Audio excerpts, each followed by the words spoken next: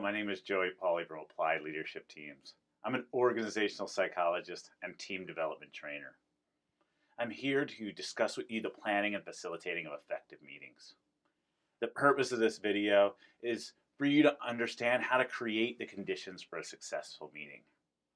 Now, why do I say it that way? How to create the conditions for a successful meeting? Well, I often tell groups that I facilitate that a meeting is like a container.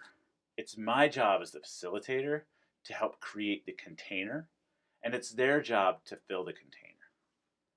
If they have an issue with how the container is created, then they could talk to me about it. However, if they're having an issue with how the container is getting filled, then that's up to them. Before we start with how to create the conditions for an effective meeting, I want you to think of a successful meeting that you've been a part of. Take the time to jot down what made that meeting successful and be as specific as possible. I just want you to pause the video right here and think about what made that meeting successful and jot down. Now that you've had some time to think about what made a meeting successful for you, I'm going to introduce you to the 4 Ps. These are the key elements for every successful meeting. They are the purpose, the product, the participants, and the plan. The purpose of the meeting is the why we are meeting. Is it to discuss different ideas? Is it to have a presentation? Is it to make a decision? The product is the outcome of the meeting. By the end of the meeting, are we going to have that decision? Are we going to have understanding about a new product or new service? I like to think of the product as the ends of the meeting and the purpose as the means to be able to get there. I want you to take a moment and think about a meeting that you're a part of. What is the intended purpose and product of that meeting?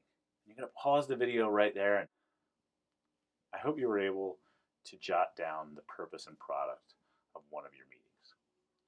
If you weren't able to come up with the purpose or product of that meeting, well, now you might have a clue on why that meeting might not be as effective as it could be. Those 2 are the foundations of every successful meeting before you move on to the next 2 Ps, which are the participants and the plan. First, the participants. This is who should be attending the meeting. It also might be who should not be attending the meeting. I have listed here some of the questions that you should think about when you're inviting participants to a meeting. The last of the P's is the plan. This is how we're going to achieve the outcomes for the meeting, the when and where we should meet. The plan includes pre-meeting conversations, the physical environment, the agenda and the meeting design, and the communication to the participants. Let's go through all of these areas. First is the pre-meeting conversations. What I like to think about in a pre-meeting conversation is who needs to be able to show up at this meeting. And when I say show up, I mean who's a subject matter expert that really needs to be there. If this person shows up at the meeting is going to go really well. Who might be a distraction? Okay? I want to talk to those people ahead of time and be able to make sure that they can stay on board until we get to a decision point. Oftentimes, when I am meeting a group and I'm an external facilitator, I say, I like to talk to 3 people. I want to talk to the person who's totally on board with what we'll be discussing today. I want to talk to the person that everybody goes to when hell goes in a handbasket. And I want to talk to somebody who does not support this idea whatsoever. And that gives me a good idea of the participants that are going to be in that meeting and an opportunity to be able to seed shadow facilitators within the bunch. The physical environment is what does the environment look like, sound like, smell like, and taste like. That's right, we might need to bring coffee and donuts. Another part of the plan is a good agenda.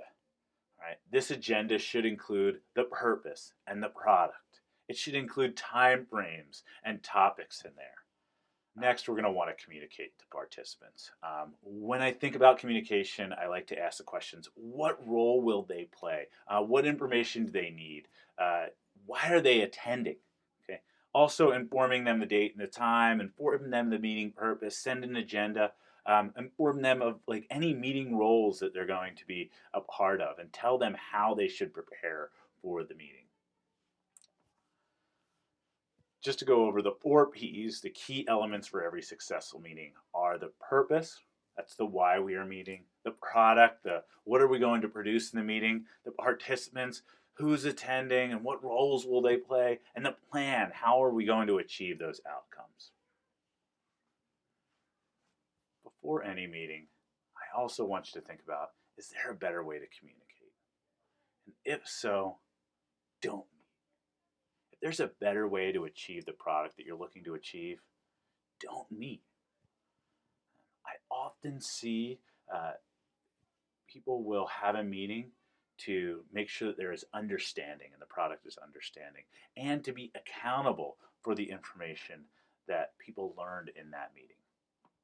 In those cases, what I've done in the past is sent out an email prior and then had a quiz at the end of the email.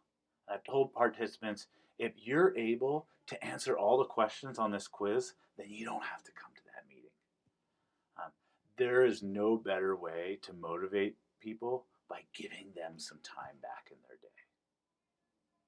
Many of you have heard me say this before. Learning not applied is lost. So how are you going to apply this information?